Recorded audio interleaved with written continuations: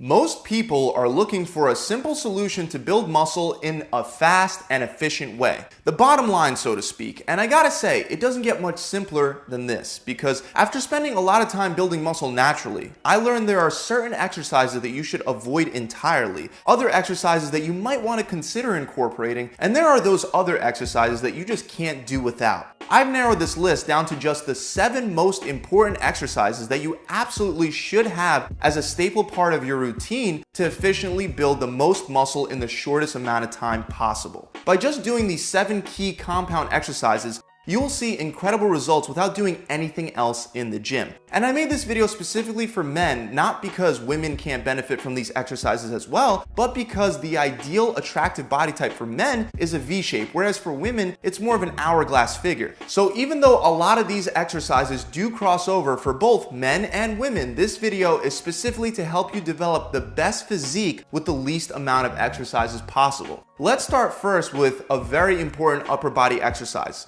the barbell row. With this exercise, you'll be working the rhomboids, which are the muscles that connect your shoulder blades together, so your upper back muscles. You'll also be working the back of your shoulders and your biceps. This is one of the most important pulling movements that you can do other than the deadlift. Because you're working multiple muscle groups responsible for pulling, you're able to lift a lot more weight with this compound exercise than if you were to isolate any one of these muscles individually. By strengthening your rhomboids and your posterior deltoid, you'll be tightening up your upper back, which will help you hold yourself up straight and vertical and maintain a better upright posture. Due to the fact that you're lifting heavy weight, your biceps are also going to get plenty of stimulation with a weight that would be literally impossible to lift with isolation movements like bicep curls. A basic row is done by grabbing a barbell with your hands a little wider than shoulder width apart. Stick your butt out and stick your chest out before beginning the movement. Then bend down by about 60 degrees, so you're a little higher than being fully parallel to the ground, and you want to let the weight hang straight down. Don't flex your shoulders. While keeping your chest out, pull the barbell in towards your stomach and aim for your belly button. Then bring it back down to that hanging position that you started at and repeat this motion for reps. The great thing about rows is that you can do it with a barbell or you could do it with dumbbells. Also, by changing the angles at which you bend, you can target different parts of your back. A fully bent over position where you're pulling the weight to your chest at a 90-degree angle will target more of your lats and the middle of your back, whereas standing more upright will target more of your traps and your upper back. Let's move on to another staple exercise that you should be doing: barbell and dumbbell chest presses. While the rows will help you develop the posterior or the back part of your upper body, the chest presses are going to be there to help you develop the anterior or the front part of your upper body. It'll help you develop your chest, the front head of your shoulders, as well as your triceps. With chest presses, you want to spend the majority of your time doing them at 2 different angles, flat and incline. If your weakness is your upper chest, you want to spend more of your time doing incline presses. If your upper chest is fine but you lack lower chest development, you want to spend more of your time doing flat movements. Now, the reason why I didn't mention the decline angle is because with flat presses, you're going to get more benefits for your whole chest, including your lower chest, than you would get from decline presses. And you'll be able to get a better pump while traveling through a fuller range of motion. To perform a basic chest press, you'll want to lie right under a barbell, unrack the bar, and bring it over your nipple line. If you're doing the incline press, you'll be aiming for a couple inches above your nipple line. Make sure your elbows are not too far flared out and they're also not too tight to your ribs. You want them at about a 45-degree angle between your body and your elbows. Lower the bar to your nipple line or slightly above if you're doing incline, and then press back up to the starting position, trying to move the bar in as straight of a line up and down as possible while squeezing the bar tight with your hands. The amount of development you can get for your chest, the front of your shoulders, and your triceps from this one exercise is truly amazing, and I would argue that this is one of the best exercises for all 3 of those muscle groups, especially since this is going to be one of your most powerful upper body pressing exercises, allowing you to load all 3 of these muscles with a lot of weight. Let's move on to a lower body exercise that just can't be ignored: barbell squats. If I could choose just one weight training exercise that gives you the most benefits for your lower body, I couldn't think of a better exercise than the squat. With this one exercise, you can target pretty much your whole lower body, including your glutes, your quads, as well as your hamstrings, calves, and even your lower back. But it doesn't just stop there. Doing squats with heavy weight can help strengthen your central nervous system, it can help increase testosterone, and stimulate the production of growth hormone, allowing you to lift heavier weights for all your other exercises and allowing you to build more muscle throughout your whole body. Squats are a very natural movement that I firmly believe anybody can perform with enough time and practice, but they have to be performed correctly, or else not only will you not get the benefits, but you can also wind up with a serious injury. To do this correctly, you want to start by placing both your hands a little wider than shoulder width apart on the barbell. Then get your head under the bar and rest the bar on your traps, which is the upper part of your back. You don't want to rest the bar on your neck. As you bend your knees and squat down, you want to make sure that you're sticking your butt out and your chest out to protect your lower back and maintain a neutral spine.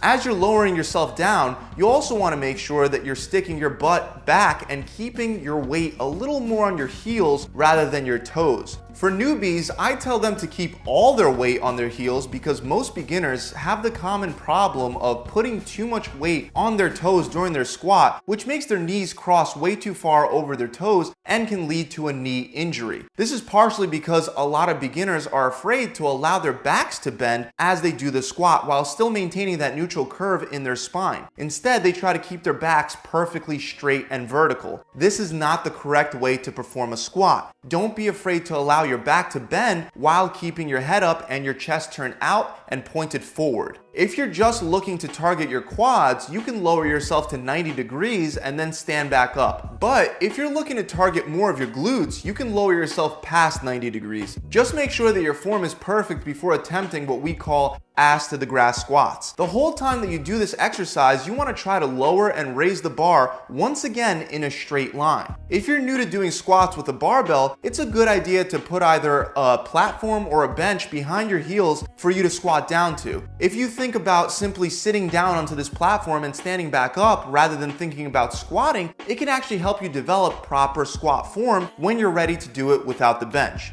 Let's move on. For the next exercise, we're gonna go back to the upper body with by far one of the best exercises to give you that V-taper appearance, the pull-up. Now, if you can't do pull-ups, don't worry, I'm gonna give you a couple other options that can work just as well. But once you can build up enough strength to do the pull-ups, you're gonna wanna definitely be doing this exercise. Pull-ups will primarily work your lats and your biceps as well as focus a little bit on your upper back. But the number one thing that'll help you develop is that V shape. By building up your lats and making them bigger, that's exactly what will give you that desirable V-shaped frame that you constantly see on athletes and muscular Hollywood actors. It's important to note that I'm not talking about chin-ups here.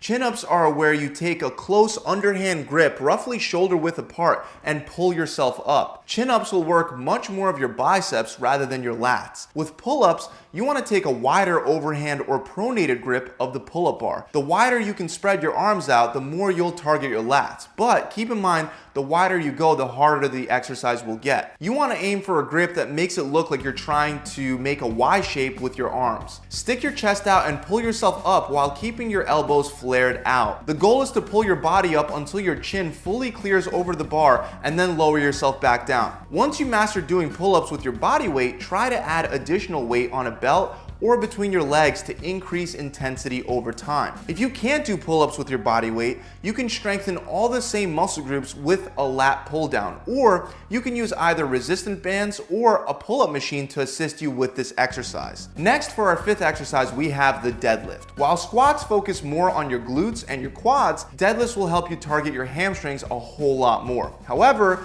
deadlifts don't only work your hamstring, they also work your quads, your inner thighs, your lower back, your rhomboids, and your traps. Because so many large, powerful muscles are involved, you can once again lift a really heavy weight, allowing you to stimulate more testosterone and more growth hormone production. It's also one of those staple exercises that, just like squats, will help strengthen your central nervous system and improve your overall strength and power output, transferring over benefits to almost all of your other weight training exercises. Start by standing in front of a loaded barbell with your feet a little wider than shoulder width apart. Stick your butt out, stick your chest out, sit back, bend your knees, reach down and grip the barbell right outside of your shins. Look up at the ceiling as you drive your chest up and hinge your hips inward.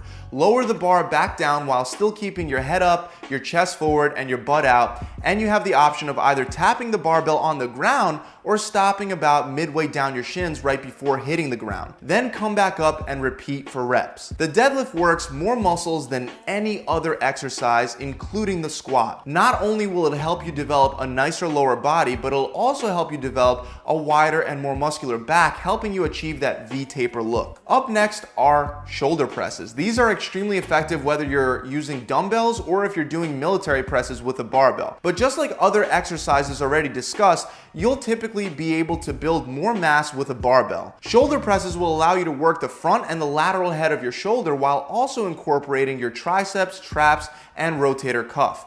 Since this is one of the best exercises you can do to build the lateral head of your shoulder, it can help you widen out your upper body, once again giving you more of that V-taper appearance. When performing a barbell shoulder or military press, start by gripping the barbell wider than shoulder width with your arms in that wide position from before.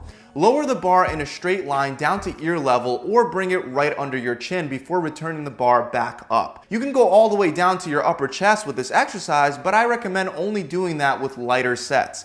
Using a heavier weight load and stopping under your chin will help you build more muscle. I highly recommend that you lower the bar in front of your head, not behind. Some experts still continue pushing the myth that going behind the head is more beneficial. From a muscle building standpoint, there is no mechanical advantage to going behind the head. You'll be forced to lift less weight while increasing your risk of injury to your neck and shoulders. Stick to keeping the barbell in front of you. You can do this exercise seated or standing, but seated presses will allow you to lift more weight, helping you build more shoulder mass. Also with the dumbbells, you can do variations of this exercise like the Arnold press that will allow you a greater range of motion. The last exercise on my list is the power clean. Not only will this exercise work almost every single muscle in your body, but most people completely forget that cleans and snatches are some of the best exercises to build a nicer back. On top of that, you'll increase explosive power in a way unlike any other exercise. Start with the barbell in front of your shins with your feet roughly shoulder width apart.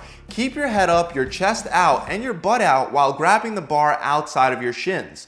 While keeping the bar close to your body, you want to drive straight up and explode using your hips and your hamstrings. Drive your elbows under the bar and rack the bar on your shoulders along your collarbone with your elbows pointed forward. From there, lower back down and either touch the ground or stop midway down your shins before exploding back up and repeating the movement. That's it, guys. These are truly the only 7 exercises that you need to build a very nice, well-rounded physique. When I get extremely busy or when there's an emergency and I just don't have as much time as I normally do to commit to working out, or when I'm on vacation, these are literally the exercises that I do to ensure that I maintain and build more muscle while spending the least amount of time in the gym. I hope this video has helped you out. If you enjoyed it, make sure you subscribe to this channel and hit that bell icon so you can get notified whenever I release more free tips and tricks to help you build more muscle and burn more fat. Also, for those of you that are looking for a done-for-you program that'll help you burn fat and build muscle faster than ever, visit my website where we're running challenges designed to help you build more muscle and burn more fat faster than ever in only 6 weeks.